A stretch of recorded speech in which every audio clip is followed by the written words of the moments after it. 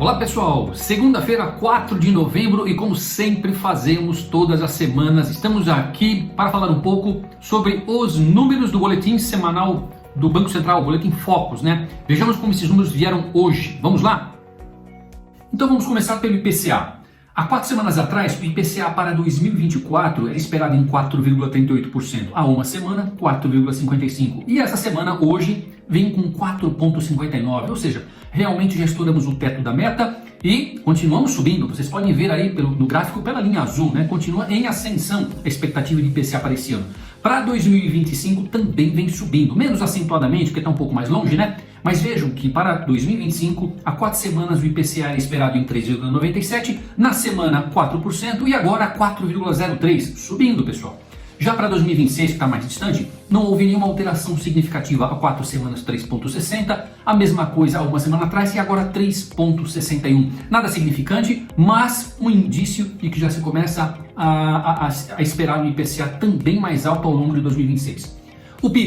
O PIB para 2024 subiu também. Há 4 semanas atrás era 3%, há uma semana 3,08% e agora 3,10%. Sempre com uma ressalva que eu faço aqui todas as semanas. Esse PIB está sendo incentivado, turbinado, financiado por gastos governamentais. E esse é um dos pontos que impacta no nosso déficit fiscal, que vem também crescendo bastante e que é um grande problema, uma grande pedra no sapato que o governo deveria tirar. Mas pelo jeito, mesmo com o pé doendo, vão continuar andando com essa pedra no sapato, viu? Para 2025, na linha vermelha, o PIB há 4 semanas era 1,93, a expectativa, e não se alterou, né? Nem na semana passada e nem hoje. Continuamos com 1,93. Da mesma forma, o PIB de 2026 tem uma expectativa inalterada de 2%. Quando falamos em câmbio, nossa, o câmbio é uma loucura, hein, pessoal? O câmbio há 4 semanas para esse ano é esperado em 5,40, há uma semana atrás 5,45, e hoje já esperamos a expectativa de câmbio no final desse ano a 5,50. Lembrando que na semana passada o câmbio fechou a 5,8681, quase 5,87, né? Hoje, segunda-feira, o câmbio recua um pouquinho, está caindo 1,7%, está a R$ 5,77 no momento em que eu estou gravando esse vídeo aqui. Para 2025, a expectativa de câmbio também subiu. Há 4 semanas atrás era de R$ 5,39, na semana passada 5,40 e hoje 5,43. E para 2026, olha que interessante, também subiu e não subiu pouco não. Para 2026 o câmbio há 4 semanas atrás era esperado em R$ 5,30, na semana passada R$ 5,33 e agora R$ 5,40. Veja que o câmbio para 2026 já é esperado praticamente igual, flat, ao câmbio esperado para 2025, tá gente? Então veja que o câmbio parece que não vai ter um recuo muito significativo não. Eu acho até que o mais provável é que o câmbio até venha a subir, né? Se continuar essa inoperância do governo na questão fiscal e também se o Banco Central, mesmo não sendo essa a solução, não acredito nisso, mas o Banco Central poderia pensar em fazer swaps cambiais para tentar conter ou regular um pouco a posição do câmbio, mas eu acho que ele, no final das contas, está optando até esse momento por não fazer ou para não adicionar uma interferência indevida. Eu acho que o problema é o fiscal e é lá que tem que ser feito alguma coisa pelo governo para que a coisa melhore um pouco. Na Selic para 2024 está inalterada e mantida em 11,75%. E é claro, por que isso aqui está flat em 11,75%? Desde há 4 semanas atrás até hoje a expectativa é 11,75%. Porque o Banco Central já disse que, e disse assim, não é que ele assegurou, mas ele deu uma boa ideia de que ele tem a intenção sim de aumentar 0,5% na reunião desse mês aqui, né? E de mais 0,5% na reunião de dezembro, o que nos levaria a 11,75% no final desse ano. Eu acho que é isso que vai acontecer. Para o ano que vem a Selic foi projetada para cima. Era 10,75 há 4 semanas atrás, pulou para 11,25 há uma semana e agora está em 11,50. Vejam, estamos com expectativa de Selic praticamente igual a esperado para o final desse ano em 2025, ou seja, não vai ter folga na Selic, a não ser, e esse é um medo que eu tenho, que com a mudança do presidente do Banco Central, todo o discurso que o Galípolo vem fazendo agora, dizendo que o importante são os fundamentos, combater a inflação, etc, e que se necessário for, a Selic será aumentada e mantida alta, eu tenho um medo, né? Eu tenho um receio de que quando ele assumir, comece a ceder um pouco às cobranças que o governo fará de forma bastante forte e comece a reduzir essa Selic. Espero que não, né? Vamos ver. E a Selic para 2026 também subiu, né? Era 9,50 há 4 semanas, 9,50 uma semana atrás e agora está em 9,75%. Então veja que em todos os vértices há tendência de aumento da Selic, tá? Então essa pressão existe na Selic, essa pressão existe no câmbio, essa pressão existe na inflação e vejamos como é que o nosso governo vai lidar com isso. Lembre-se, né, que o Haddad havia anunciado na semana passada que ele iria viajar para a Europa e voltaria só no dia 8 ou 9 de novembro. Foi até perguntado, né, pela imprensa, puxa vida, mas passadas as eleições o governo não ia anunciar alguns cortes? Ele falou assim, pô, menos gente, menos, vocês estão pegando pesado demais. Isso aí a gente vê com calma, vamos ver depois e tudo bem, vou viajar. E agora, né, acho que foi sábado ou foi ontem, o Lula cancelou a viagem do Haddad. Agora o Haddad tem que ficar no Brasil porque o dólar está muito alto e alguma coisa tem que ser feita.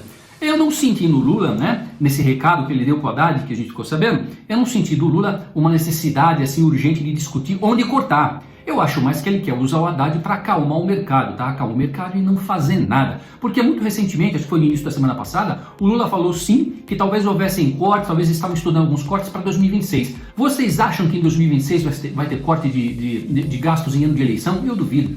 Então, se o discurso não mudar, gente, se o discurso não mudar, o dólar vai continuar subindo, a Selic não vai baixar e nós vamos ter problemas sérios.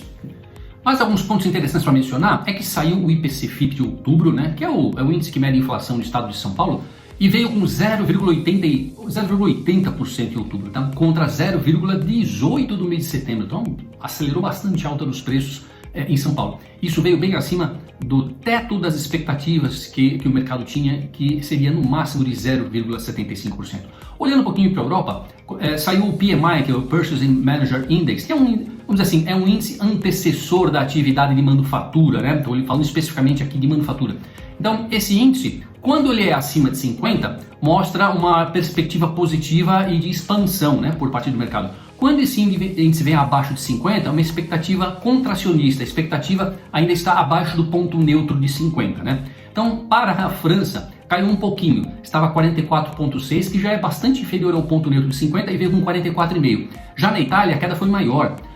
O PMI da Itália de manufatura era de 48,3 e caiu para 46,9, também bastante acentuadamente no campo contracionista. Na Alemanha, ele ficou estável, próximo a 47, e no geral, na Europa, subiu, mas subiu marginalmente, era 45,9 e agora o PMI veio com 46. Então veja que para a Europa no geral, 46 ainda está bastante abaixo do ponto neutro de 50. Então a expectativa para a manufatura na Europa não é boa não, tá?